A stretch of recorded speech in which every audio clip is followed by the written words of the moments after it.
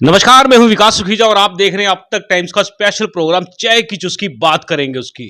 दोस्तों, आज के एपिसोड के अंदर मैं आज आपकी मुलाकात कराने जा रहा हूं हास्य कलाकार है जो ख्याली जी, उनसे बात कराऊंगा। आपको बता दें राजस्थान से बिलोंग करते हैं, हनुमानगढ़ से।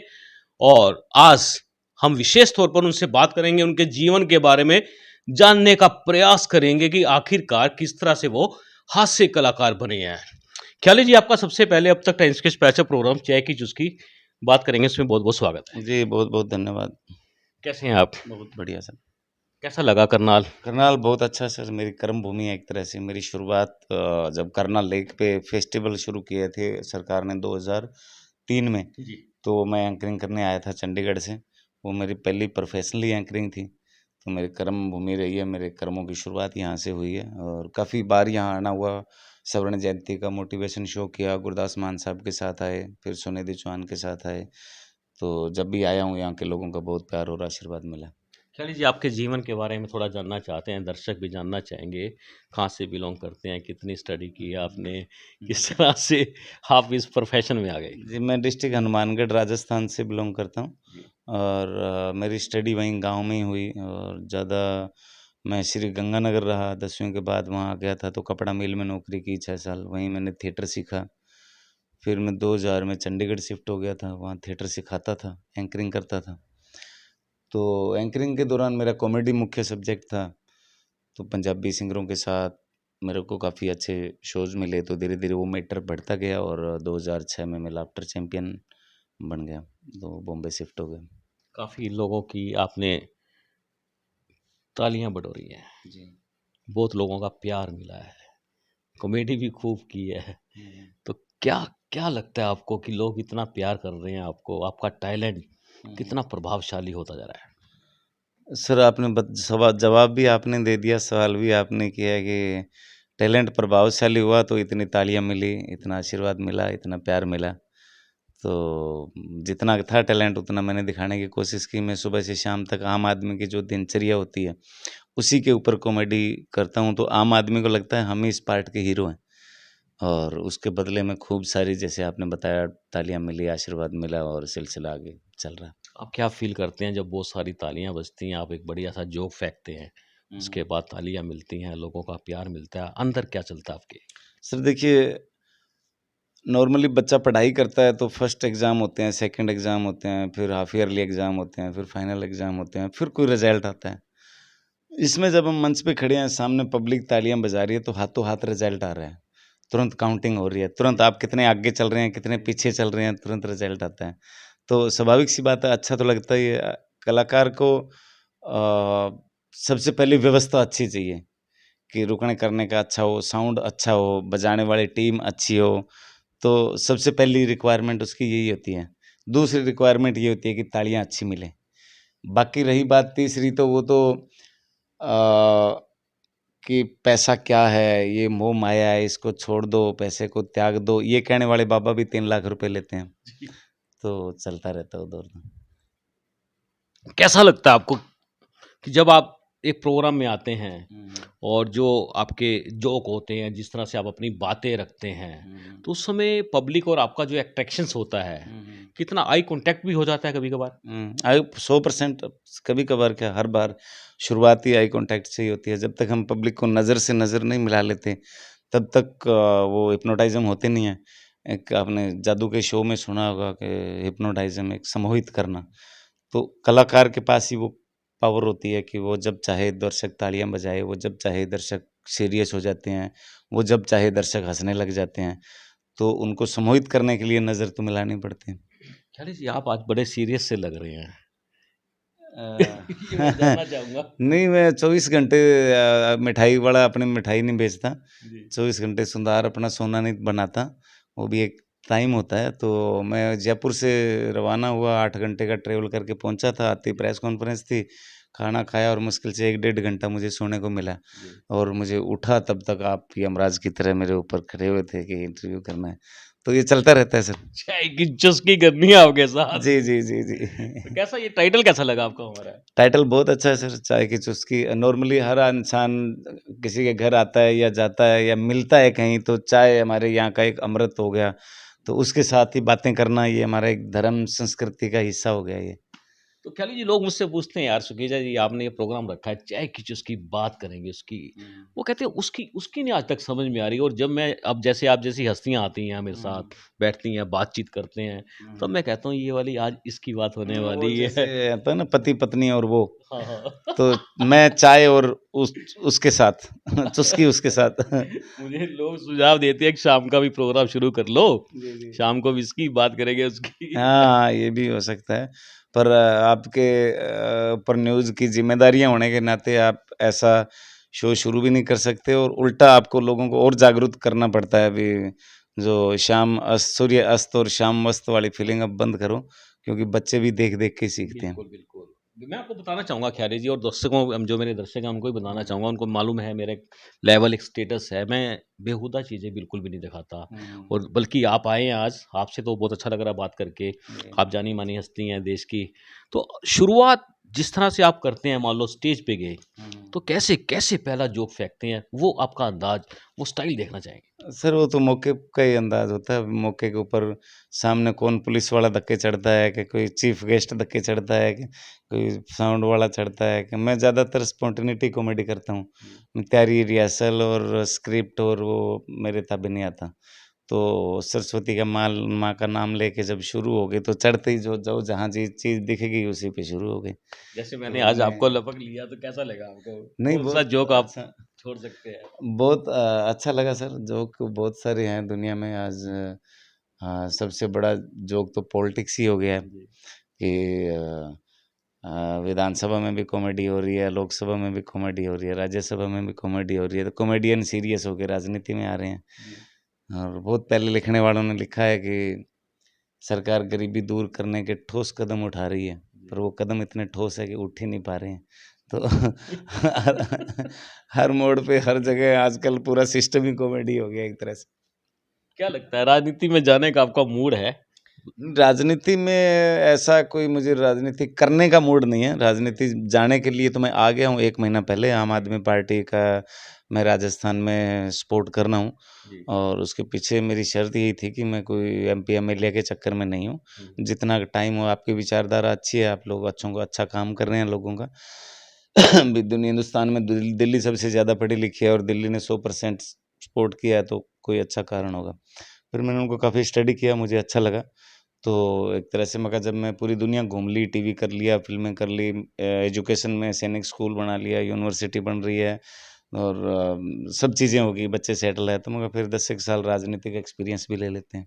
आम आदमी में आपने क्या ख़ास चीज़ ऐसी कौन-सी जो आपको प्रभावित कर गई बात आम आदमी खा जो पार्टी है? Sir Arvind Kejriwal ji income tax के फर्स्ट ग्रेड ऑफिसर जी। से रिटायर हुए। जी। रिटायर नहीं हुए, छोड़ दिया। छोड़ दिया वो उन्होंने। चाहते तो करोड़ों रुपए महीने की रिश्वत से ही कमा सकते थे। जी। लेकिन वो जब ऑफ़िस जाते थे तो रास्ते में झोंपड़पट्टी थी। हुँ, हुँ। तो देखा तो भी यार इन बच्चों को कौन पढ़ाता होगा? हुँ। तो उनसे बातचीत करी, अपने income tax first grade officer से नौकरी छोड़ के झोंपड़पट्टी के बच्चों को पढ़ाना शुरू कर दिया। देखा-देखा आप भी जुड़ गए, और भी जुड़ गए, जुड़ते गए। दिल्ली के अंदर कोई दसों बीसों ऐसे स्कूल खुल गए जो झोंपड़-बच्ची के बच्चों को पढ़ा रहे हैं। फिर एक जगह हुआ कि जी ये चीज़ जो बन रही है गवर्नमेंट की, तो इसका कितना बजट है? सीमेंट, सरिया, बजरी कितना है इसमें? बोले जी आप कौन होते हो पूछने वाले? तो इस बात पे एक अन्ना हज़ारे को साहब को लेके और बहुत बड़ा आंदोलन खड़ा हुआ। उसके बाद जनता को ये अधिकार मिला कि आप हिंदुस्तान में जो भी चीज़ बन रही है उसकी सूचना ले सकते हो। सूचना और राइट्स का जो अधिकार मिला। तो ये 2 चीज़ें अरविंद जी की मुझे जो प्रभावित की और ये 2 चीज़ें दिल्ली के लोगों को प्रभावित की। दिल्ली के लोगों ने चुना। दिल्ली के लोगों को चुनने के बाद जो-जो उन्होंने बातें कही थी, उसका 1% ज़्यादा किया और अगले चुनाव में वोट नहीं माँगे। अगले चुनाव में कहा मैंने काम किया है तो वोट दे दो, जी। नहीं तो मत देना। जी। तो लोगों ने उतना ही 100% बहुमत दिया। ऐसा ही सिर्फ़ ये नहीं कि केजरीवाल जी ने एक पार्टी की विचारधारा ही ऐसी बना दी। तो ऐसे ही पंजाब में मौका मिला। पंजाब में मौका मिला तो भगवंत मान साहब के बनते ही सबसे पहले 25,000 नौकरी निकली। तो ये तो कैप्टन अमरिंदर साहब भी निकाल सकते थे, ये बादल साहब भी निकाल सकते थे। 25,000 वैकेंसी आज की नहीं है, 25,000 वैकेंसी धीरे-धीरे 3, 4, 5 सालों में जाके अलग-अलग डिपार्टमेंट में होती है। तो वो जितने भी उन्होंने बोले थे तो वो चीज़ें मुझे अच्छी लगी कि आप उतना ही वादा करो, जितना आप कर सकते हो।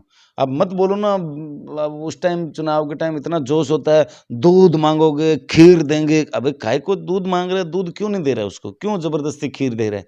जो वो माँग रहा है वो चीज़ दो ना उसको। तो ये चीज़ें है थोड़ा-सा, तो वो चीज़ों ने मुझे ज़्यादा प्रभावित किया कि जो-जो जनता को चाहिए थी वो चीज़ें उन्होंने बताई और वो चीज़ें उन्होंने पूरी करके दिखाई। खैर जी, मेरा सवाल है कि आपने कहा कि अन्ना हज़ारे के साथ अरविंद केजरीवाल रहे। देखिए, अन्ना हज़ारे जी का एक सपना था कि अरविंद केजरीवाल राजनीति में ना उतरे। तो आपको कैसे लगा, कुछ इस बारे में सोचा आपने? नहीं, सपना तो आप अपने बेटे के बारे में भी बोल दो जी, वो हीरो ना बने, वो बन गया तो आप उसको क्या करोगे? वो तो देखो इंसान को कौन कब किस मोड़ पे ले आए, तो ये कल का क्या होता है वो पता नहीं। मेरा भी कभी राजनीति का मन नहीं था, अभी भी मैं करने का नहीं, मैं सिर्फ़ ऐसे कि चलो मैं उनको सपोर्ट करने आया हूँ, एक अच्छी टीम काम कर रही है। तो मेरा भी मन नहीं था लाफ्टर चैंपियन बनने का, मेरा मन तो अमिताभ बच्चन बनने का था। लेकिन हमारे मन से वो नहीं होता। जो हो रहा है वो सही हो रहा है, उसको बस करते जाओ। संसार है एक नदिया सुख दुःख दो किनारे हैं, ना जाने कहाँ जाएँ हम बहते धारे हैं। तो आप धार की तरह बहते जाओ, इधर सुख वाला किनारा मिले तो भी ठीक है, दुःख वाला मिले तो भी ठीक है, बहाव बंद मत करो। ज़िंदगी जीने का नाम है। ज़िंदगी जीने का नाम।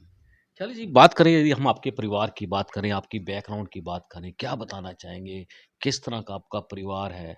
और पहले जब आप इस धरती पर आए, जन्म लिया आपने, उस समय क्या स्थिति थी परिवार की, आज क्या स्थिति है? किस तरह से आप इस बात को देखते हैं? सर जब मैंने जन्म लिया तो हमारे लगभग 500-600 भेड़-बकरी थी, मेरे पिताजी चराते थे। मैं भी पार्ट टाइम छुट्टियों में पहले दूसरे में जब 2-3 बजे छुट्टी हो जाती है तो उसके बाद मैं भी जाता था उनके साथ। भाई मेरे मज़दूरी करते थे। धीरे-धीरे मैं सबसे छोटा था, मुझे पढ़ाया, 10वीं तक मैं पढ़ा तो फिर मैं काम रोज़गार की तलाश में निकल पड़ा। तो फिर धीरे-धीरे चंडीगढ़ आया, बॉम्बे पहुँच गया। अब मेरा परिवार जो है वो 2 बेटे हैं मेरे, तो एक 18 साल का है, एक 21 साल का है। बड़े वाला डायरेक्शन करता है, छोटा एक्टिंग करता है। दोनों बढ़िया अपना कमा रहे हैं, खा रहे हैं। मैं वापस फ़कीरों की तरह वेला अपना घूमना। पंजाबी कोई प्रोजेक्ट आता है तो हम चंडीगढ़ आ जाते हैं, हिंदी होता है तो बॉम्बे चले जाते हैं। अच्छा। बाकी हम सारे हिंदुस्तान में घूमते रहते हैं। चलिए जी, महाराष्ट्र में बड़ा बवाल मचा हुआ है।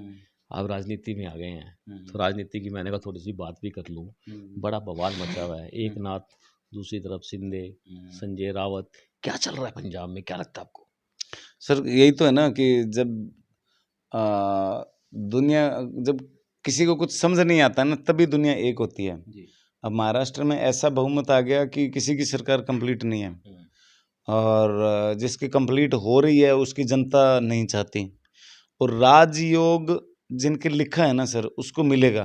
भगवान घुमा फिरा के देगा कि भाई तू तेरा वहम निकाल ले कि मैं होता तो पता नहीं क्या कर देता। तो उनको राजयोग लिखा हुआ था उद्धव साहब को, उनको मिला और उनको राजयोग लिखा हुआ था, उनके साथियों को भी लिखा हुआ था, उनको भी मिला। अब किसी को ये वहम हो जाता है कैप्टन अमरिंदर सिंह जी की तरह कि मैं अगर अलग हो गया तो बस जो कुछ हूँ मैं ही हूँ, मेरे भरोसे ही चल रहा है। हर एक ईंट को शक है कि बुनियाद मेरे पे खड़ी है। जबकि हकीकत ये होती है कि सभी ईंटों का सहयोग होता है इसलिए वो बुनियाद खड़ी होती है। कह लीजिए कोई व्यंग कसना हो इसके ऊपर, क्या क्या कस सकते हैं आप? किस पे? राजनीति के ऊपर जो महाराष्ट्र में अब चल जो रहा है। चल रही है वही तो व्यंग्य है कि खुद ही महाराष्ट्र में व्यंग। क्या चल रहा ये है। सबसे बड़ा व्यंग यही ये है सबसे कि बड़ा व्यंग्य आखिरकार है महाराष्ट्र में कि चल क्या रहा महाराष्ट्र है। में क्या चल रहा है। जी। ये बड़ा आप अपने आप में दोस्तों बड़ी बात है कि आखिरकार महाराष्ट्र में हो सर क्या हो रहा क्या है। रहा है? ये बड़ा सवाल हो गया है कि आखिरकार ये हो क्या रहा है। जी, तो जी। जिस तरह से देश के हालात क्या लगते हैं आपको? देश के हालात तो अच्छे हैं सर, देश के हालात हमेशा अच्छे ही रही है। ये देखिए वो मैंने बताया ना राजनीतिक का स्तर जितना गिरता है ना, तो उतना सुधार भी होता है। अब एक पार्टी ने ऐसा कंट्रोल कर दिया कि विपक्ष नाम की चीज़ ही खत्म कर दी। जब विपक्ष नाम की चीज़ ही खत्म होगी तो बोलेगा कौन? अब विपक्ष एक दिन जनता खुद ही बनेगी और जनता खुद एक बारी भड़क के बैठ के पूरा दिल्ली जाम करके किसानों ने ये बता दिया कि हम अभी ज़िंदा हैं। आप जैसा चाहोगे वैसा नहीं हो सकता। विपक्ष को भी साथ लेना पड़ेगा। अब दोबारा फिर आर्मी भर्ती का हुआ है तो युवा फिर वही उसी चाल के ऊपर चलने लग गए हैं। तो जब विपक्ष खत्म नहीं हो सकता, उन्होंने तो खत्म कर दिया, पार्टियाँ खत्म कर दी, लेकिन विपक्ष तो जनता जनता जागेगी, जनता उठेगी तो आप क्या करोगे? और जनता जब उठी है तो मुगलों को भी बदल दिया, अंग्रेज़ों को भी बदल दिया, कांग्रेस को भी बदल दिया तो और भी बहुत सारे बदलाव आएंगे। ख्याली जी, कितने आप फंक्शन अभी तक अटेंड कर चुके होंगे? कितने स्टेज शो हो चुके हैं? फॉरेन में भी जाते हैं, कहाँ-कहाँ हो चुके हैं? सर मैं 5-1 हज़ार तक तो गिने, फिर छोड़ छाड़ दिया। अच्छा, अब उसके बाद हम्म। यानी 5000 तक की लिमिट हो। 5000 फ्रेंड होते हैं दोस्तों, फेसबुक आईडी बनाते हो तो 5000 शो होते हैं। हमारा देखो, लाफ्टर शो से पहले तो दाल रोटी यही थी, जी, तो डेली कहीं ना कहीं शो हो जाता, ये समझो 365 दिन में हम 300 दिन शो ही करते थे। जी। फिर लाफ्टर शो बनने के बाद में एक बार तो पीक सीजन ऐसा आ गया कि दोपहर को ही शो, शाम को ही शो, अच्छा। सुबह शो, शाम को शो, दिन में शूटिंग, रात को शो। तो ऐसे मतलब वही फिर एक अंदाजा है कि 5,000 से ज़्यादा तो मैंने गिने 2010, 11, 12 तक, फिर अच्छा। गिनती छोड़ दी। मगर अब जो हो रहा है वो ठीक है। कितना वैसे आइडिया, कितना टारगेट पार कर गए होंगे आप? अब आइडिया नहीं है सर कोई, अब तो रात दिन का काम यही है। अब आप 300 एक दिन के आधे लगा लो, 365 के अगर मान लो 150 भी लगाओ तो आज 10 साल हो गए, तो आप देख लो कितने हो गए। ऐसे चलते ख्याली जी, रहते हैं। ये कॉम्पिटिटर भी होते हैं आपकी लाइन के अंदर? हमारे लाफ्टर में कॉमेडी आर्टिस्टों में आपस में कोई कंपटीशन मैंने नहीं देखा कभी। राजू श्रीवास्तव है या भगवंत मान जी हमारे साथ इतने टाइम रहे, या सुनील पाल है, तो हमारा आपस में सपोर्ट ही करते हैं। मेरे पास फ़ोन आया शो का, मैं बिज़ी हूँ, तो मैं दूसरे आर्टिस्ट को रिकमेंड करूँगा। कोई शूटिंग के लिए किसी के पास फ़ोन आया, ऐसा कैरेक्टर है, तो कह देते हैं जी हम मैं नहीं कर पाऊँगा, आप उसको ट्राई कर लो। तो कॉमेडी लाइन में तो हम एक-दूसरे को सपोर्ट करते हैं। कॉम्पिटिशन नाम का कोई कभी नहीं आया। अब राजनीति में आम आदमी पार्टी में भगवंत मान जी मुख्यमंत्री हैं पंजाब के, हुँ, हुँ। आप भी आम आदमी पार्टी के लीडर हैं, हुँ, हुँ। तो कैसा लगता है? दोनों कॉमेडी भी करते हो और राजनीति के ऊपर बातचीत भी होती है कभी-कभार कि नहीं? हाँ, बातचीत होती रहती है सर। काफ़ी शोज़ हमारे लाफ्टर से लेके, और मैं तो लाफ्टर में आने से पहले ही भगवंत मान साहब के साथ काम करता था। 2006 में मैं जब शो ऑर्गेनाइज़ कराता था, तो 2005 में कुल्लू दशहरा मेला करवाया, वो हमारा पहली मुलाकात, पहला शो था साथ में। फिर मेरे गाँव भी आए, वहाँ घर पे भी रहे, स्कूल में भी रहे, सैनिक स्कूल है अपना। तो बातचीत होती रहती है, मुलाकात होती है। अब थोड़े से ज़्यादा व्यस्त हो गए तो कम हो गया वो, ज़्यादा मैसेज पे ही हलवाई हो जाता है। अच्छा। वो आदमी कभी बदल नहीं सकता। उसके जो चौथी क्लास में दोस्त थे भगवंत मान के, वो भी आज ही उसके दोस्त हैं। जी, वो दिल से काम करता है। उसकी जी। पहली कैसेट आप सुनेंगे कुल्फ़ी गरमा-गरम, तो सबसे पहले उन्होंने जनता की आवाज़ ही उठाई है, और कितना भ्रष्टाचार हो रहा है उसके ऊपर ही है वो। तब से लेके आज तक वो उसी ईमानदारी के रास्ते पे चल रहे हैं, तभी भगवान ने उनको राजा बनाया है पंजाब का। खैर जी, मेरा सवाल है, जनता भी जानना चाहती है, आप एकदम से अचानक इस लाइन में कैसे आ गए? और क्या बनना चाहते थे आप? किस लाइन में? ये कॉमेडी में? अचानक कैसे आ गया? मैंने जी, 10 साल तक सीखा है इसको, जी, अचानक कैसे आ गया? ओके, मैंने त पहली क्लास से लेके 10वीं क्लास तक स्कूल में किया है, जी, डांस, म्यूज़िक, एक्टिंग सारा। फिर मैंने प्रोफ़ेशनली थिएटर किया श्री गंगानगर में, फिर मैंने चंडीगढ़ में 6 साल थिएटर किया। फिर वो जो 12 साल का एक्सपीरियंस था, वो मेरा ऑडिशन में सिलेक्शन हो गया, मैं लाफ्टर चैलेंज में, और 2006 में लाफ्टर चैलेंज में आ गया उसके टारगेट बाद। क्या था आपका? टारगेट कुछ बनना है, क्या बनना है पता नहीं। गीता में लिखा है कर्म करते जाओ फल की चिंता मत करो। मैं मेरा एंकरिंग आ गया, ये एंकरिंग करता गया, कॉमेडी आ गया, ये कॉमेडी करता गया, सिंगिंग आ गया, ये सिंगिंग करता गया, शो ऑर्गेनाइज़ करने लग गया, शो ऑर्गेनाइज़ करता गया। मैं जहाँ मज़दूरी मिल गई वहीं मैंने कर लिया। तो हमने तो फिराई थी रेत पे यूँ ही उँगलियाँ, जब गौर से देखा तो तेरी तस्वीर बन गई, और जब आँख खुली तो हम लाफ्टर चैंपियन के स्टेज पे खड़े थे। घर में आप जब रहते हैं, अपने घर में जाते हैं, जब जब समय मिलता है अपने परिवार के अंदर, हुँ। तब भी कुछ हो जाता है मज़ाक-मज़ूक कुछ? नहीं, हम हाँ, साथ ही रहते हैं 24 घंटे। जाता मैं कोई मज़दूरी करने थोड़ी जाता हूँ, महीने 2 महीने शूटिंग करते हैं दिन में, शाम को घर आ जाते हैं। अच्छा, जब शूटिंग नहीं होती है तो पूरा परिवार साथ ही रहता है। घर पे रहना हमारे लिए पिकनिक होती है, अच्छा, क्योंकि बाहर तो रोज़ घूमना होता है। जिस दिन घर पे रहे हैं, अब मान लो मैं हूँ तो बेटा कोई शूटिंग पे चला गया है, वो हम दोनों हैं तो बड़ा बेटा कोई डायरेक्शन की शूटिंग पे चला गया है, हम तीनों हैं तो उसकी मम्मी कोई काम से चली गई। तो जिस दिन हम घर पे होते हैं उस दिन वो हमारे लिए टूरिज़्म पैलेस होता है, एक पब्लिक डे होता है, जी, एक तरह से वही हमारा पिकनिक होती है उस दिन। तो ये तो कई बार ये होता है ना कि अब सारे यार इकट्ठे हुए हैं, चलो घूमने चलते हैं, चलते कहीं हैं, देखने चलते हैं कुछ। जी, हमारा है कि इकट्ठे हुए हैं तो चलो अब घर पे रहते हैं अब 2-4 बड़ा दिन। मुश्किल से समय मिलता होगा। हाँ, हो जाता है एडजस्ट, अब तो वो आदत सी बन गई, तो चलता रहता है बीच-बीच में, सारी चीज़ें देखनी पड़ती है। अब मसूरी मेरा 1 महीने की शूटिंग थी, वो बच्चे फ्री थे तो हम सारे ही मसूरी चले गए। 1 महीना वहाँ मैं मेरी शूटिंग करे आता था, वो रहते थे दिन में घूमना-फिरना। देहरादून एजुकेशन सिटी है तो वहाँ पे भी सब जगह हो गया। उससे पहले इसी का ही शेड्यूल रोड़ा फ़िल्म का बॉम्बे था, तो हम 1 महीना सारे बॉम्बे चले गए थे। तो वहाँ पे भी मेरा मेरा शूट था, वो दोनों फ्री थे। तो कभी वो ज़्यादा बिज़ी हो जाते हैं, मैं फ्री हो जाता हूँ, कभी मैं फ्री हो जाता हूँ, वो बिज़ी हो जाते हैं। कभी हम सारे ही इतने बिज़ी हो जाते हैं कि 10 दिन पता ही नहीं लगता कौन कहाँ जा रहा है, कहाँ जा रहा है। तो वो बंजारों वाला काम है, चलता रहता है। ख्याली जी, बड़ा मजा आ रहा है आपसे बात करते हुए। मैम क्या करते हैं जो आपकी वाइफ है? हाउस वाइफ है और बाकी हमारा खुद का जो प्रोडक्शन हाउस है, अभी यूट्यूब और फेसबुक के लिए हम राजस्थानी कॉमेडी करते हैं। तो मेरा एक वीडियो जैसे फेसबुक पे लगता है तो 24 घंटे में लगभग 1 मिलियन पार कर जाता है। वो अब हमारे घर की इनकम का साधन भी बन गया बहुत बड़े रूप में। तो वो जो घर का प्रोडक्शन हाउस है यूट्यूब फेसबुक के लिए जो हम सारा तैयार करते हैं, वो प्रोडक्शन हाउस में हम संभालते हैं सर।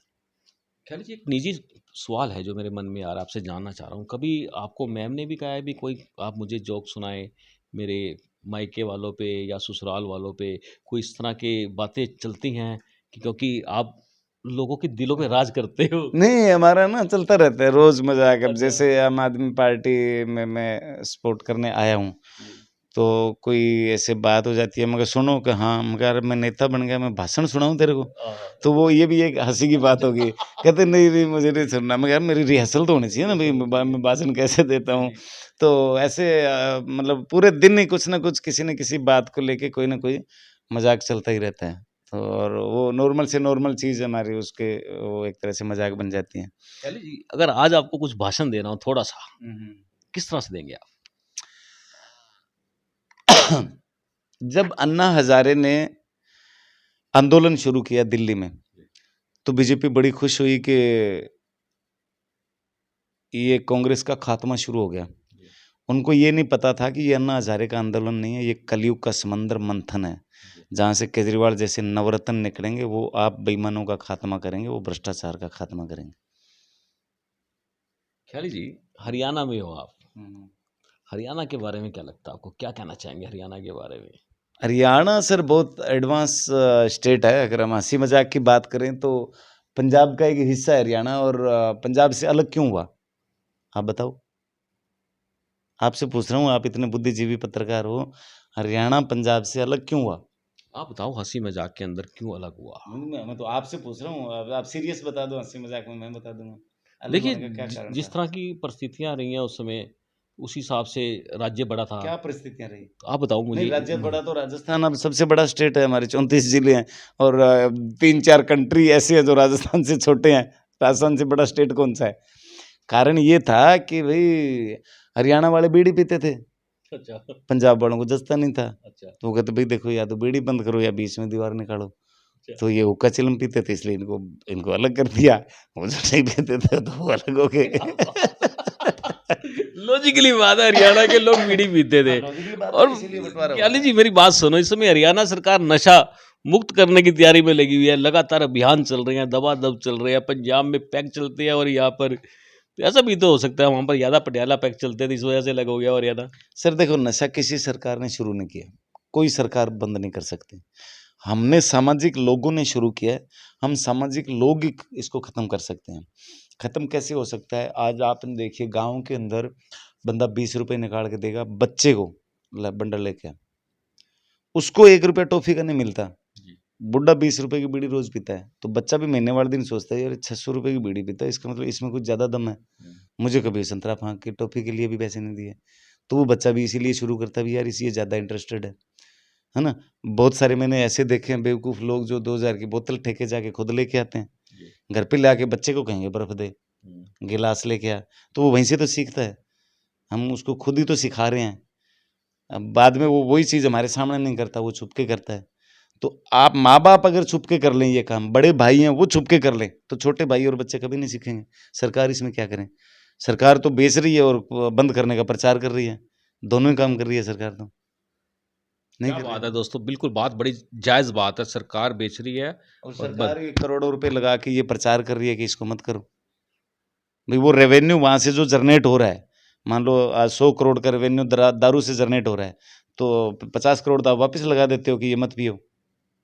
यही इसका तो हो रहा फ़ायदा है। क्या हुआ? ऐसा काम करने का फ़ायदा क्या हाँ, हुआ? वही तो मैं कह रहा हूँ ना, समझ नहीं आ रहा है कि ऐसा काम क्यों कर रहे हैं। वो समाज को क्यों नहीं जागरूक कर रहे कि आप अब बहुत सारे आपने दुकानों में देखा हो, किसी भी बच्चे को दे के भेज दो ₹20 जाती बीड़ी मिल जाएगी, जबकि ये क गैर कानूनी है। तो जो वो कानूनन सारी व्यवस्थाएँ देखनी पड़ती हैं। सब लोगों को जागरूक करना पड़ता है। अभी तू तो मर गया, तू तो फँस गया, ये नशा एक बीमारी है सर। मैंने पंजाब गवर्नमेंट के साथ पहले 4 साल पहले 1 साल काम किया था क्राइम डिप ब्रांच के साथ नशा मुक्त पंजाब। तो उस दौरान मैंने कई लोगों से बातचीत की, कोई डॉक्टरों से बात हुई, तब मुझे पता लगा कि ये तो एक बीमारी है। आप नशा छोड़ ही नहीं सकते, आप मर जाओगे। आपको नशे की जगह दूसरी दवाई लेनी पड़ेगी। दवाई लेते-लेते धीरे-धीरे आपके अंदर वो स्टेमिना आएगी कि आप वो चीज़ को छोड़ जाओ। तो ये तो एक बीमारी है, इस बीमारी का इलाज कराना पड़ेगा। बीमारी का इलाज कराने के लिए जो आदी हैं, उन लोगों को एडमिट करवाओ आप। और जो पीते पकड़ा गया, पीट के छोड़ देते हो, उससे क्या हो गया? वो दूसरे दिन फिर पिएगा। थाने ले जाओगे, छोड़ दोगे, वो फिर पिया होगा। उसका परमानेंट इलाज क्या हुआ? उसको आप उसी टाइम हॉस्पिटल में एडमिट कराओ। उसका अल्कोहल लेवल टेस्ट करो कि ये कितनी ड्रिंक करता है और कितने दिन में ये छोड़ सकता है। उसकी दवाई चलाओ, तो 50% तो ऐसे ठीक हो जाएँगे जो आदी हैं वो। चलिए जी, आप आम आदमी पार्टी के नेता हैं, इस समय पार्टी ज्वाइन कर चुके हैं आप, तो क्या अरविंद केजरीवाल से बात करेंगे कि ये शराब-शुरूब जो भी है, ये नशा, इसके ऊपर प्रतिबंध लगे? क्या लगता है आपको? प्रतिबंध नहीं लग सकता सर। प्रतिबंध ये एक हिस्सा हो गया है। आपने देखा होगा कोरोना के अंदर सिर्फ़ एक किसान की फैक्ट्री चल रही थी, उसके अलावा सब चीज़ें बंद हो गई और आखिर उस हिंदुस्तान को चलाने के लिए शराब के ठेके खोलने पड़े। तो एक मजबूरी हो गई है। ये फंड को जनरेट करता है देश के लिए, तो ये मजबूरी हो गई है, लेकिन इसको सुधार हो सकता है इसका। सुधार बहुत सारा हो सकता है कि जो उजड़ते हैं घर, वो उजड़ने बंद हो जाएँगे। देखो अब आप अगर शौक रखते हैं, आप अपने 2000 का ला के पीते हैं, आप अपने बैठे हैं रूम में, अपने घर में आपके दोस्त आ गए, भाई आ गए, ये ठीक है। अब जो बंदा एक ₹70 की बोतल लेके बाहर गली के ऊपर लेटता फिर रहा है, उसके बच्चों के लिए आटा नहीं है, उनके लिए वो कितना नुकसानदेह है। मतलब लाचारी बन गई है ये। हाँ, लाचारी बन गई है इसीलिए। क्या संदेश क्या देंगे आप लोगों को? क्या मैसेज देंगे? सर मैसेज ऐसा है देखिए, आपको नशा अच्छा भी लगता होगा, आपको मज़ा भी आता होगा, आपके पास पैसे हैं, आप करते भी होंगे, लेकिन आप अपने बच्चों के साथ ना करें। आपको कहीं न कहीं ये पता है कि ये नुकसान है। आप उनके सामने करेंगे, वो आपसे देखेंगे, वो आपसे सीखेंगे। आप सीखे हो, आपके ज़िम्मेदार आपके माँ-बाप हैं, कोई सरकार या पड़ोसी नहीं है। आपने उनको देखा है, आप पी रहे हो। आप कहीं उनको बीड़ी सिगरेट पीते देखा है, तभी आप हम कर रहे हैं। हमने हमारे बुज़ुर्गों से सीखा है। आपसे कोई ना सीखे। आप ये बीमारी आगे किसी को ना लगाओ। महिला के सामने, बच्चे के सामने, भीड़ में आप एक प्रिंसिपल बना लो कि इनके सामने ये नशा नहीं करेंगे, आपका 50% तो वैसे ही छूट जाएगा। तम्बाकू खाते हैं, जर्दा खाते हैं, जहाँ मर्ज़ी खा लिया, जहाँ मर्ज़ी थूक दिया, उसको गंदा भी लगता है, खुद को बुरा भी लगता है। तो ये चीज़ आप पब्लिकली कंट्रोल कर लो, आपका 90% सुधार हो जाएगा। इससे चलिए बड़ा संदेश जी, क्या आपका होगा? बहुत अच्छा मैसेज है, घर से शुरुआत की जी, जाए, जी। तो ज़्यादा प्रभावशाली रहेगा। हुँ, क्योंकि जब घर के बच्चे ही मेरे को लगता है कि जो एक पीढ़ी खराब हो चुकी है, हुँ, हमारे जो बड़े-बुजुर्ग हैं, जो खाने-पीने हुँ, वाले हैं, वो एक एक तरह से वो खराब हो चुकी हैं। जी, लेकिन जो नई पीढ़ी है, ये जो मैसेज आपका बड़ा गंभीर मैसेज आपने बता दिया कि नई पीढ़ी को हुँ, इस ओर ध्यान आना चाहिए। तो नई पीढ़ी को हुँ। आप किस तरह से व्यंग में या अपने हाथ से उसमें चुटकुलों में कैसा मैसेज देंगे? क्योंकि इस समय बड़ी नीड हो चुकी है ये। सर, नई पीढ़ी को हास्य व्यंग्य में लपेट के मैसेज देने की ज़रूरत नहीं है, वो हमारे से ज़्यादा एडवांस है। 1990 में कंप्यूटर आया है, जी। उसके बाद बच्चे तो जन्म ही नहीं रहे हैं, सीधे बाप ही पैदा हो रहे हैं। नहीं हो रहे हैं तो आप बताओ? तो मैं उनको क्या समझाऊँ आप बताओ? जो हमारे ही बाप हैं, जी, टेक्नोलॉजी वो स्ट्रॉन्ग है, जी। उनको पता है, वो लोग जानते भी हैं आजकल बच्चे आपने देखा होगा इधर-उधर इतने बाहर आवारा भी नहीं घूमते। आपने देखा होगा बच्चे कोई ऐसे नहीं जो नशे से ज़्यादा लिप्त नहीं है। होते भी हैं तो एक 17-18 की ऐज के बाद वो कमज़ोर माँ-बाप जो अपने बच्चों को सँभाल नहीं पाते, अपनी अपना पैसा कमाने हालाँकि वो कमा औलाद के लिए रहा है, औलाद बिगड़ती जा रही है उसको नहीं पता और वो पैसे के चक्करों में ही लगा हुआ है। तो वो सिस्टम डामाडोल ढांचा खुद ही खराब कर रहा है। जी। मैंने ऐसे करोड़पति देखे हैं जिन्होंने रात-दिन पच-पच के इतना पाप जुल्म कर के कमाया और उनके बच्चे नशेड़ी निकले, आधे से ज़्यादा उन्होंने लगा दिया। अब वो उनको इलाज के लिए लेके घूमते फिर रहे हैं। तो वो फिर क्या फ़ायदा? आप पहले से ही उनके ऊपर ध्यान दो ना, जितना के है आप महीने के 10,000 कमाते हो, 10 ही अच्छे हैं। कम से कम पूरा परिवार साथ तो है। सुरेंद्र शर्मा जी कहते थे कि मैंने मेरे बेटे को पढ़ा-लिखा के एमए करवा के विदेश में मैंने मेरे बच्चे को ज़्यादा नहीं पढ़ाया। क्यों पढ़ाता-लिखाता साला विदेश भाग जाता। सही बात है। अब मैं कहा नंबर मेरे से कम आने चाहिए भाई। मेरे 50 आए हैं, उसके 48 आए हैं, साला मुझे छोड़ के कहाँ जाएगा? तो मेरे पास कम रहेगा, से कम बिल्कुल। औलाद माँ-बाप के साथ तो रहे, पास तो रहे। आप उसके लिए इतना बड़ा महल खड़ा कर दो, वही चीज़ आपके लिए दूरी बन जाए। आप उसको इतना पढ़ा दो कि वही चीज़ आपके लिए दूरी बन जाए, फिर क्या मतलब हुआ? फ़ायदा क्या हुआ दुनिया में आने का, जीने का? आप परिवार को एक कैसे रखोगे? हिंदुस्तान को एक कैसे रखोगे? जब खुद ही बिखर बिखर जाओगे। दोस्तों, बड़ी गंभीर बात है जो जिस तरह से ख्याली जी ने ये प्रश्न उठा दिया है कि माँ-बाप बच्चे पैदा कर रहे हैं, उच्च शिक्षा दिला रहे हैं और एक दिन ऐसा आता है, बच्चे खुद ही माँ बाप कहते हैं जाओ फॉरेन में काम करो, हाँ, सही है। संस्कृति पर भी बड़ा प्रभाव पड़ेगा। बिल्कुल प्रभाव पड़ता है। फ़ौरन जाओ, काम करो, ऐसी बात नहीं है। आप वहाँ भी माँ-बाप को ले जाओ, आप आते-जाते रहो, उनको सँभालो। बहुत सारी चीज़ें यहाँ नहीं है, जो इंडिया के लिए बाहर हमें सीख के आनी पड़ती है। बहुत सारी चीज़ें वहाँ के लिए नई है और काम अब मैं मान लो रहने वाला डिस्ट्रिक्ट हनुमानगढ़ राजस्थान का हूँ, काम मैं बॉम्बे भी करता हूँ, चंडीगढ़ भी करता हूँ, तो फ़ौरन क्या है, ऐसे ही तो है। थोड़ी-सी फ़्लाइट लंबी है बस। यहाँ 2 घंटे की फ़्लाइट है, वो 6 घंटे की हो जाती है। तो वर्ल्ड वाइज़ देखा जाए तो पूरा संसार ही एक घर ही है, अपना ही है। तो आप काम करो, लेकिन ये इतना मत काम करो कि आपका किया हुआ काम किसी के काम ना आए। मतलब उसकी वजह से परिवार दूर हो जाए, बच्चे बिगड़ जाए। मेरे खुद के सर पड़ोस के अंदर 2 मरबे ज़मीन है उसके और एक ही लड़का है और वो अपना और ज़्यादा कमाने के चक्कर में पता लगा जी लड़का बीए में करने के बाद नशेड़ी और कब्ज़ों में जा रहा है और लड़ाइयों में जा रहा है बाउंसर बन के। और एक दिन वह कहीं खेत में किसी के साथ गया हुआ था, वहाँ पे कत्ल हो गया। अब वो जेल के अंदर है कत्ल के जुर्म में। अब उसका क्या क्या गलती थी, क्या कसूर? माँ-बाप का ये था कि इतना सब कुछ होते हुए भी वो और कमाने में लगे रहे और औलाद पे ध्यान नहीं दिया। बिल्कुल दोस्तों, आपको बता दें कहीं न कहीं चूक है, ये बहुत बड़ी चूक हो जाती है और जिसके बाद पछताना पड़ता है काफ़ी काफ़ी। उस समय जब आदमी कहते हैं वो चिड़िया चुग गई खेत, उसके बाद फिर पछतावा किस बात का हो जाता है, पछतावा लोगों के अंदर आ जाता है। तो इस तरह के जो मैसेज हैं ख़याली जी, ये तो बहुत आपने बहुत अच्छे मैसेज दिए हैं। एक बात जानना चाहता हूँ आपसे, कभी आपने स्टेज शो साझा किया हो, तो ऐसे कौन से कलाकार हैं जिनके साथ आपको बड़ा मज़ा आता हो स्टेज शो करने में? मुझे गुरदास मान की परफ़ॉर्मेंस बहुत अच्छी लगती है, ऐज़ परफ़ॉर्मर। यस। और बड़ी नपी-तुली टू द पॉइंट वो बात करते हैं, उनके एक-एक शब्द का मतलब होता है, कहानी होती है। फिर उसके बाद मिक्का बहुत अच्छा परफ़ॉर्मर है, सुनिधि चौहान बहुत अच्छे परफ़ॉर्मर है, मेरे को परफ़ॉर्मर ज़्यादा अच्छे लगे।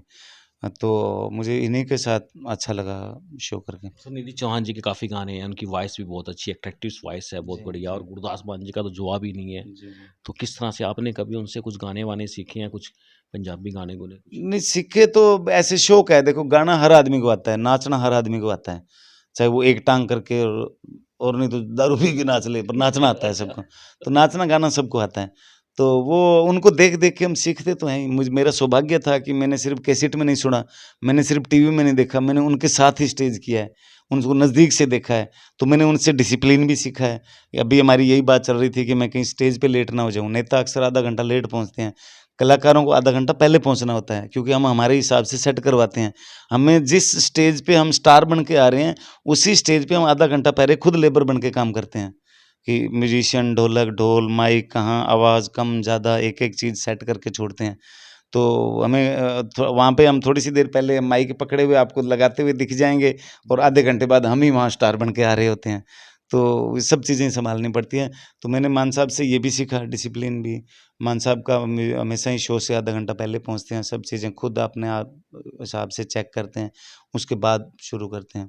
तो वो भी चीज़ सीखने को मिली, प्रेज़ेंटेशन कैसे देनी है, वो भी सीखने को मिली। तो वो साथ-साथ में थोड़ा बहुत आ, ऊ करना भी सीख लिया। वो कैसे करते हो? उ, आ, इ? नहीं, जब कोई हमारे से देखिए, मैं संगीत के मामले में बोलता हूँ कि प्रधानमंत्री नरेंद्र मोदी जी मेरे गुरु हैं। संगीत के मामले में। हाँ, अच्छा। क्योंकि मैं स्टेज पे खड़ा होकर इतना कॉन्फिडेंस से गाता हूँ हुँ। कि मतलब जैसे मोदी साहब है, वो इतना कॉन्फिडेंस के साथ झूठ बोलते हैं कि अगले को यकीन हो जाए कि यही सही है। तो मैं भी इतना कॉन्फिडेंस के साथ गाता हूँ, तो अगला कहता है, "यार, इसका सुर-ताल गलत हो ही नहीं सकता, जो इतना उछल-कूद के, नाच के और पूरा फ़ोर्स के साथ गा रहा है। अरे बस आज की रात है ज़िंदगी, कल हम कहाँ तुम कहाँ, Dan Dan Dan, Duddon Duddon Dan Dan Dan." तो वो इतना प्रेज़ेंटेशन इतनी फ़ोर्स के साथ होती है कि सुर-ताल गलत है क्या है, अगला सोच रहा है, "यार नहीं, इतना कॉन्फिडेंस के गा इसका मतलब यही सही होगा, हम ही गलत सोच रहे हैं।" तो ये मैंने उनसे सीखा है कि झूठ भी बोलो तो कॉन्फिडेंस के साथ बोलो कि अगले को यकीन हो जाए कि यही सही है। तो मैं कॉन्फिडेंस के साथ गाता हूँ, अगले को यकीन हो जाता है भी यही सही है, ये गलत नहीं हो सकता। भले ही मैं सुर-ताल से बेसुरा हूँ, गलत हो, कुछ भी हो। तो अब झूठ बोल देते हैं आप भी? नहीं, झूठ तो मेरे को नहीं पसंद आता जी। और झूठ में हँसाने के लिए किसी का सुना हुआ झूठ बोल दूँ तो वो अलग बात है। बाकी मेरे स्क्रिप्ट में सच्चाई होती है और सच्चाई के कारण ही लोग हँसते हैं क्योंकि अब चारों ओर झूठ हो गया। तो झूठ में से कोई एक आधी सच्चाई कॉमेडियन बोलता है तो लोगों को हँसी आती है। ख्याली जी, आपने एकदम से प्रधानमंत्री के ऊपर कटाक्ष कर दिया, एकदम से हुँ, फायर कर दिया जी। और बातों-बातों में ही कर दिया आपने। एकदम से हम्म, भी वो बोलते, झूठ को बोलते हैं भी इस कॉन्फिडेंस लेवल के साथ कॉन्फिडेंस बोलते के हैं। साथ बोलते हैं। हम्म। ये क्या अच्छी बात है बुरी बात है? सर स्टायर तो किसी पे भी हो, लोगों ने भगवान राम पे भी स्टायर किया है, लोगों ने सीता जी पे भी स्टायर किया है। स्टायर तो हमारे एक अंदर से झंकोड़ने पे, सोचने पे मजबूर करता है, उसके पीछे कहानी होती है, तब वो कहानी जानने की कोशिश करेगा। अब ये स्टायर ही है कि सीता जी को राम ने क्यों निकाल दिया, अग्नि परीक्षा देनी पड़ी सीता जी को, क्या राम जी को विश्वास नहीं था, ये स्टायर ही तो है। लेकिन उसको जानने के लिए फिर वो भगवान राम की पूरी कहानी स्टडी करनी पड़ेगी, नहीं तो हम क्यों कहानी स्टडी करेंगे। स्टायर से कहानियाँ पैदा होती है, कहानियाँ इतिहास बनाती है। तो हरिशंकर परसाई ने भी तो स्टायर ही लिखा था आज से 50 साल पहले कि सरकार गरीबी दूर करने के ठोस कदम उठा रही है, पर वो कदम इतने ठोस है कि उठ ही नहीं पा रहे। चिपके हुए हैं नीचे। हाँ, तो ये स्टायर ने देश को झंकोड़ के रख दिया, देश की सरकार को झंकोड़ के रख दिया, इतने की बात नहीं, वो आज भी लागू है। जो कबीर जी ने हज़ारों साल पहले दोहे लिखे, वो आज भी लागू है। कबीरा खड़ा बाज़ार में सबकी माँगे खैर, ना कहूँ से दोस्ती ना कहूँ से बैर, वो आज भी लागू है। बड़ा भया तो क्या भया जैसे पेड़ खजूर, पंथी को छाया नहीं फल लागे अति दूर। आप बहुत बड़े पत्रकार बन गए और छोटे-छोटे जो यूट्यूबर पत्रकार हैं, उनको आप नहीं सपोर्ट कर रहे हो, तो आपका बड़ा होने का क्या फ़ायदा? जब आप किसी के काम ही नहीं आ रहे, तो आपका बड़ा होने का क्या फ़ायदा? तो वो आज भी लागू है। तो शायर जिसने लिखे हैं वो अमर होते हैं शायर, जब तक सृष्टि रहती है। ख्याली जी, राजस्थान की भाषा बड़ी मस्त है, हुँ, वो सुनना चाहेंगे आप? क्योंकि मैं राजस्थान में मैंने कुछ स्टडी किया है, मैं पढ़ा हूँ वहाँ पर, हुँ, मैंने लॉ वहाँ से किया था राजस्थान से, तो मुझे बड़ा अच्छा लगा बोलने का जो हुँ, स्टाइल है। हुँ, और तकरीबन एक बात देखिए कि सत्य बोल देते हैं। हुँ। सर राजस्थानी वैसे तो राजस्थान की कोई भाषा नहीं है। राजस्थानी भाषा को मान्यता नहीं है। जी, हमारी ये विडंबना है, इतना बिल्कुल। बड़ा स्टेट होने के बावजूद। तो हमारे वहाँ बोली है। बोलिए। हमारे हनुमानगढ़, गंगानगर, हरियाणा और पंजाब का टच है, हम बागड़ी बोलते हैं। बागड़ी बोलते हैं। सीकर, चूरू, झुंझुनू, शेखावाटी बोलते हैं। हुँ, फिर आगे मारवाड़ी शुरू हो जाती है, फिर मेवाड़ी शुरू हो जाती है, फिर मेवाती शुरू हो जाती है। तो ऐसे अलग-अलग 3-4 डिस्ट्रिक्ट की अलग बोली है, फिर 3-4 डिस्ट्रिक्ट की अलग बोली है। अब आप भरतपुर जाएँगे तो आपको यूपी वाला फ़ील आएगा, के कर रो है, आ रो है कि जा रो है? नहीं मैं खानो खा रहा हूँ दोस्त, तो खानो खा के आ रहा हूँ, तू पहले जा रो है तो हम तेरे बाद में आ रो है। तो वो यूपी वाला ब्रज भाषा आता है। हमारे आधी पंजाबी, आधी हरियाणवी, हमारे हनुमानगढ़, गंगानगर वालों को हम राजस्थानी समझते नहीं है, जी। क्योंकि उनको राजस्थानी भाषा ही नहीं आती, हरियाणवी, पंजाबी ज़्यादा आती है, मिक्स हो जाता मिक्स हो जाती है। तो राजस्थान की भाषा सारी जगह मतलब अलग-अलग बोलियों में बटी हुई है कि सोनेरी धरती जठे चांदी सो आसमान, रंग रंगीलो मन भावनो मारो राजस्थान। क्या बात है दोस्तों, आपको बता दें मेरे साथ हैं ख्याली जी, और आखिरी सवाल है कि 2 सवाल है आखिरी। ख्याली जी, एक तो सबसे पहला सवाल है कि आप राजस्थानी भाषा जो है, आपने बताया कि वैसे तो हर 30 कोस के बाद भाषा बदल जी, जी। जाती है। कोई माँग करते हैं कि राजस्थान की जो भाषा है, उसको भी मान्यता दी जाए? माँग बहुत बार हुई है सर। राजस्थान सरकार ने 2 बार प्रपोज़ल बना के सेंट्रल सरकार को भेजा है। उस माँग पत्र को, उस प्रपोज़ल को फुटबॉल बना रखा है। जब चुनाव आते हैं तो सेंट्रल सरकार वोट माँगती है, जो भी सेंट्रल सरकार हो, तो वो वोट माँगती है उनके नाम पे, हम राजस्थानी भाषा को मान्यता देंगे, मान्यता देंगे। जब चुनाव हो जाते हैं तो उसको ठोकर मार देते हैं फुटबॉल को स्टेट में। इतने में 2 साल बाद स्टेट में चुनाव हो जाते हैं, तो स्टेट सरकार जो भी होती है, वो हम राजस्थानी को मान्यता देंगे, मान्यता देंगे। वहाँ चुनाव हो जाते हैं, वो फिर उसको किक मार देते हैं, वो फाइल सेंटर में आ जाती है। तो वो एक फुटबॉल की तरह वो उस फाइल को सेंटर शॉट मारता है, स्टेट में आ जाती है, स्टेट मारता है, उस पे आ जाती है। उसकी मान्यता पे कोई चर्चा नहीं करना चाहता। जबकि हमारा राजस्थानी भाषा शिकागो की यूनिवर्सिटी में पढ़ाई जाती है। राजस्थानी भाषा के अंदर कितने ग्रंथ लिखे गए हैं। सबसे ज़्यादा पर्यायवाची शब्द आपको राजस्थानी में मिलेंगे। और कोई भाषा में इतने ज़्यादा पर्यायवाची शब्द नहीं है। हिंदी में आप लठ बोल दोगे, डंडा बोल दोगे, लकड़ी बोल दोगे, उसके बाद क्या बोलोगे? वो तो फिर आप बताओगे क्या बोलोगे? राजस्थान में इसमें राजस्थान के इसमें 1000 नाम है। रेरू, खोटन, लठ, सोट, बुधराम, कितने इसका रामगेसड़ू, कितने एक डंडे के, एक लकड़ी के 20 नाम पर्यायवाची मिल जाएँगे आपको। तो राजस्थानी भाषा में पर्यायवाची सबसे ज़्यादा पर्यायवाची राजस्थानी भाषा में है। ब्रज भाषा भी उसमें मिक्स है, उर्दू भाषा भी उसमें मिक्स है, पाली भाषा भी उसमें मिक्स है और और भी बहुत सारी संस्कृत भी उसके अंदर मिक्स है। तो वो भाषा को एकल बनाने के लिए राजस्थानी भाषा को मान्यता मिली, वो किताबों में पढ़ाई जाने लगे। जब वो 20 साल तक पढ़ाई जाएगी, फिर राजस्थानी लेवल पे एक एक हो जाएगी हमारी भाषा। ख्याली जी, मेरा आखिरी सवाल आपसे है, आपका ये जो ख्याली नाम है, ये कैसे आया? और दूसरा जो सवाल है कि यदि आप देश के प्रधानमंत्री से मांग करें, मेरा विश्वास भी है आप हमारे चैनल के माध्यम से राजस्थान की भाषा को मान्यता दिलाने की मांग करते हैं, और हमारा मानना है कि वो 100% मानी जाएगी। सर, ख्याली नाम तो मेरे दादाजी के कोई गुरु थे, मैं सबसे छोटा पोता था उनका, तो उनकी याद में उन्होंने ख्याली राम रखा। फिर धीरे-धीरे मुझे समझ आया तो राम तो मैंने दिल में बसा लिया, और सिर्फ़ ख्याली मेरा फ़िल्मों में लिखा जाता है, टीवी में अनाउंस होता है या स्टेज पे अनाउंस होता है। दूसरी बात कि प्रधानमंत्री जी को माँग रखने की ज़रूरत नहीं है, प्रधानमंत्री जी को पता है।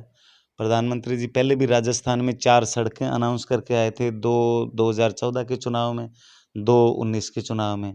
तो वो अभी तक उसके ऊपर कोई एक कंकड़-पत्थर का क्रेडिट कुछ नहीं आया अभी। वो मेरे ही प्रोजेक्ट थे, फाइलें मैंने तैयार करवाई, इंजीनियर एक्शन लेके मैंने वो पूरी डिटेल तैयार करवाई, उनसे माँग करी कि भई ये बहुत ही ज़्यादा, जैसे एक रायसन अगर बॉर्डर है पाकिस्तान का, वहाँ से रोड निकलती है जो सूरतगढ़, रावतसर, नौर, भादरा, बालसमंद होके हिसार को टच करती है। अगर वो रोड बन जाए तो दिल्ली रायसन अगर बॉर्डर से पाकिस्तान के बॉर्डर से दिल्ली मात्र बाई रोड 6 घंटे का रास्ता हो जाएगा। आर्मी को जाने की कितनी बड़ी आसानी हो जाएगी। वहाँ पे जहाज़, छोटे फाइटर प्लेन भी लैंड करने के लिए कितनी आसानी हो जाएगी। वहाँ के लोगों को जो 80-90 किलोमीटर घूम के आना पड़ता है, हनुमानगढ़ से सिरसा, सिरसा से डब्बाड़ी, सिरसा, फिर हिसार आते हैं, तो ट्रक ट्रांसपोर्ट जो आता है उनका 90 किलोमीटर का सफ़र कम हो जाएगा। तो लेकिन जो काम की चीज़ें हैं उसके ऊपर ध्यान ही नहीं दे रहे हैं। तो मान्यता के लिए भी उनको पता है कभी मिलनी चाहिए, लेकिन उसके ऊपर ज़्यादा कोई अभी तक ना, हमारे जो वहाँ से एमपी चुन के आते हैं उन्होंने कभी इसके ऊपर आवाज़ उठाई। अब राज्यसभा के एमपी 4 इधर-उधर से इकट्ठे करके कांग्रेस ने राजस्थान से चुने हैं, बीजेपी ने चुने हैं, लेकिन स्टिक काम की कोई ज़्यादा हो नहीं रहा है, रिजल्ट नहीं आ रहा। क्या उम्मीद लगती है आपको आएगा या नहीं आएगा? सर, चाबी खुद ही हाथ में लेनी पड़ेगी तभी होगा। विचार है आपका फिर? नहीं, विचार तो जो, अब मान लो मेरे विचारों की पार्टी आम आदमी है, उसको मिल गई तो एक ही बात है, वही नहीं करेगी तो फिर उसको बदलेंगे, कोई और देखेंगे। आपका मूड है राजस्थान से चुनाव लड़ने का कभी? नहीं, जब हमने हँस-हँस के सबका दिल जीत लिया हो, तो हँसी-हँसी में हँसा-हँसा के सबको जीत लिया हो, तो लड़के जीतना ज़रूरी थोड़ी है। तो ये चुनाव ज़रूरी नहीं है लड़के आपने जीतना है, चुनाव तो आप चुनाव तो लड़के हँस-हँस जीता के जाता है, चुनाव बिना लड़े कौन सा जीता जाता है? घर बैठे चुनाव तो निर्विरोध हो गया, चुनाव है ही नहीं। चुनाव होगा तो लड़ाई होगी, चुनावी लड़ाई जिसको हम बोलते हैं, 2 कैंडिडेट होंगे, वोट माँगेंगे। तो जब हमने ऐसे ही दिल जीत लिया हो, बिना लड़े, तो लड़के जीतना ज़रूरी थोड़ी है, मैं ये कह रहा हूँ। बिल्कुल दोस्तों, आपको बता दें ज़रूरी नहीं है कि आपको लड़ना ही है। दिल जीतने के लिए आपको दिल में उतरना पड़ेगा। ख्याली जी मेरे साथ हैं, और आपको बता दें आज हम ये चाय की चुस्की बात करेंगे, उसकी विशेष प्रोग्राम है ख्याली जी के साथ। ख्याली जी आपने हमसे बात की है, आपका बहुत-बहुत धन्यवाद है, और मैं चाहूँगा आप एक बार दर्शकों से अपील करेंगे कि हमारी इस खबर को ज़्यादा से ज़्यादा शेयर कर दें, कमेंट्स कर दें। क्या कहेंगे आप? बहुत-बहुत धन्यवाद सर। अब तक का जो, ये देखो आपका अपना अब तक टाइम्स करनाल का जो चैनल है, आप इसको बहुत प्यार करते हैं, बहुत देखते हैं, लेकिन देखने के साथ-साथ आप अपनी प्रतिक्रिया कमेंट्स के रूप में देते हैं, आप लाइक करते हैं, आप आगे किसी को सुझाव करते हैं, शेयर करते हैं, हमारे लिए वही कीमत होती है, वही फ़ीस होती है। तो आप इतना हमें पे कर दिया करें, हम आपको फ्री अच्छी से अच्छी न्यूज़ देंगे। आप उसको कमेंट करें, लाइक करें, शेयर करें, सब्सक्राइब करें, ताकि ये चैनल करनाल से निकल के हरियाणा में जाए और हरियाणा से निकल के हिंदुस्तान में जाए। आपका चैनल है। जय हिंद। बिल्कुल दोस्तों, आपको बता दें ख्याली जी ने बहुत अच्छी अपील की आप लोगों से, ज़रूर फॉलो ज़रूर करना। ख्याली जी काफ़ी देशों में देखा जाता है अब तक टाइम्स का ये प्रोग्राम। हाँ, अच्छी बात है सर, ऐसे ही हम पूरे ब्रह्मांड में धीरे-धीरे आगे जाएँगे। बहुत-बहुत धन्यवाद आपका, आपने मुझसे बात की, मुझे समय दिया। Thank you sir. बिल्कुल दोस्तों, ख्याली जी थे मेरे साथ, और आपको बता दें आज ख्याली जी का प्रोग्राम भी होने वाला है, और आपको बता दें करनाल से बड़ा लगाव है। दोस्तों हम चाहेंगे कि आज के प्रोग्राम को आप ज़्यादा से ज़्यादा शेयर कर देना, कमेंट्स कर देना, लाइक कर देना, और जाने से पहले जो मैं आपको मैसेज देने वाला हूँ वो ज़रूर ध्यान से सुन लेना। दोस्तों आपको बता दें अभी हाल ही में करनाल के 4 नगर पालिका चेयरमैन के चुनाव हुए हैं, और चारों में से आपको बता दें भारतीय जनता पार्टी केवल मात्र एक चुनाव घरोंडा का जीत पाई है। ये बड़ा सोचने का विषय है कि आखिरकार ऐसा क्या हुआ कि भाजपा 4 में से 1 जीत पाई है। दोस्तों हम चाहेंगे ज़्यादा से ज़्यादा शेयर कर देना, और आप देख रहे हैं अब तक टाइम्स का स्पेशल प्रोग्राम चाय की चुस्की बात करेंगे उसकी। मैं हूं विकास सुखीजा अपने साथी राकेश के साथ। नमस्कार, जय हिंद, जय Bharat.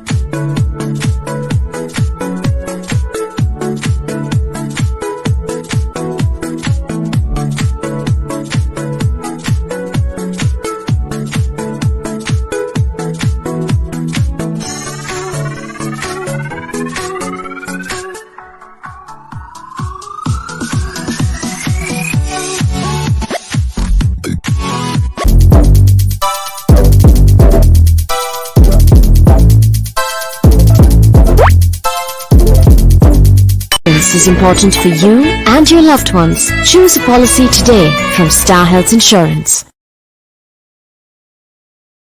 This is important for you and your loved ones. Choose a policy today from Star Health Insurance.